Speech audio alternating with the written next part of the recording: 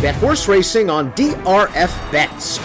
We'll match your first deposit up to $250. Get free expert picks and past performances, plus weekly cash back, all from Daily Racing Form, the most trusted name in horse racing. Hi, everybody. Dan Illman, Mike Beer. The opening race on Preakness Saturday at Pimlico. Special post time, 10:30 a.m. Eastern. It's the Sir Barton Stakes for 3-year-olds. Let's take a peek at this field. Bob Baffert, of course, hoping for a big day with his 2 entrants in the Preakness, including Kentucky Derby winner Medina Spirit. He'll hope to get the day off to a resounding start. He has an odds-on favorite in the number 4 Hosier. I mean, he's supposed to be pretty tough to beat here, isn't he, Dan? He's got a couple of races on his page that just sort of stand out against this field. He's found a pretty weak running of the Sir Barton. Not a big field and not a lot of pace in the race, according to Timeform US. Let's throw up the pace projector. Hosier figures to sit in second. He's the number 4 Chicklet in the yellow. The number 1, the King Cheek, is stretching out with speed. I would think this Jamie Ness trainee is going to go right to the front. Jamie Ness, Jamie Rodriguez had at least 2 wins at Pimlico on Thursday. Yeah, I mean, if he's not going to go to the lead, then what's he doing in this race, stretching out for the first time? They got to use his speed from the rail and try to wire this field.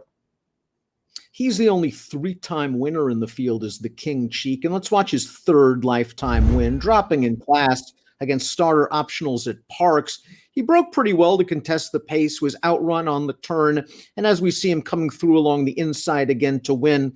Only a 72 Beyer speed figure, but if he gets to the front, I think he has enough pedigree to last the distance. It's all about whether he's good enough.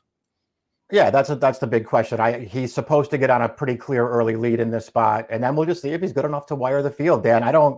I can't sit here and say I have a lot of faith in him, but it's certainly not a bad place to be. If you're going to try to beat a very heavy favorite, try to get in front of him and keep going. Perhaps Golden Gully will try to show some speed. He's also stretching out for the first time in his career, but he's been stuck in the non-winners of one other than level for a long time now for Gary Capuano, and I just don't see the race that makes him very competitive. I don't either, Dan. I thought based on his career debut going all the way back to last September, I thought that was a pretty useful effort and maybe something that he could really build on. I haven't really seen him build on it.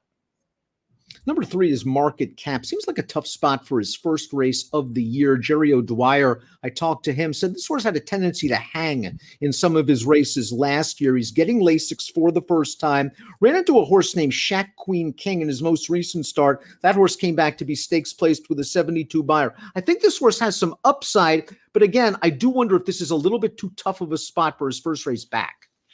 Yeah, agreed. I mean, again, I don't think it came up a super tough running to the Sir Barton, but maybe it's still too tough for this horse. He was actually okay as a 2-year-old, Dan, so maybe he takes a pretty big step forward here. He wouldn't be the first horse to improve a lot from 2 to 3. Here's Hosier's only win to date, a maiden race at Santa Anita in his 2nd lifetime start. A fairly easy trip where he sat second off of Fenway and is going to go by in the stretch. Off this effort, he ran a promising second in the Rebel behind Concert Tour, who will run in the Preakness.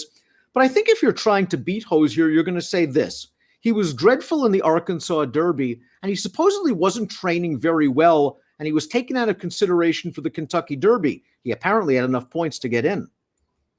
Yeah, and listen, maybe those things won't matter, Dan, and he'll just beat this field because he's better than them. But I think those points are kind of well taken for a horse who's just going to be the heaviest of favorites. I mean, even his Rebel, when he got second 2 back, it's not like he did a ton of running in there. I mean, he got a perfect trip up the inside and, was barely second best in that race. His maiden win we just saw was fine.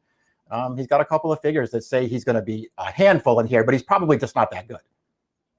Romp, the number 5, got a really smart class drop by Shug McGahee 2 starts back at Gulfstream. It got this horse's confidence up, and he returned to win against starter optionals at Aqueduct. And I think the 7 might be a little short for him. Let's watch this race right now.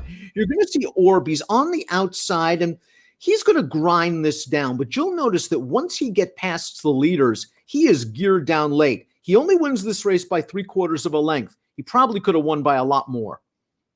Yeah, and I think your other point's well taken too, Dan. This might be a little bit short for him. You could tell from about the 3/16 pole that he was going to close this race down. It was just a question of how long it would take him, and obviously you can see there he did it very easily at the end.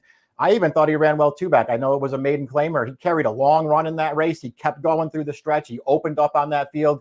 He obviously has to improve again, but he feels like that kind of horse. I mean, he keeps improving with every race. First time 2 turns for the 6, Dream Big Dreams, going out for the husband-wife tandem of Sheldon Russell and Brittany Russell. And let's watch Dream Big Dreams' maiden victory, going a 1-turn mile. Now, he got a good pace to run at, and he needs it because he doesn't have a lot of speed. He comes from way out of it to win. I'm just not sure what he was beating in here. Yeah, I'm not sure if this was a good field or not either. He did take a step forward in here, but his running style kind of works against him in this field, Dan.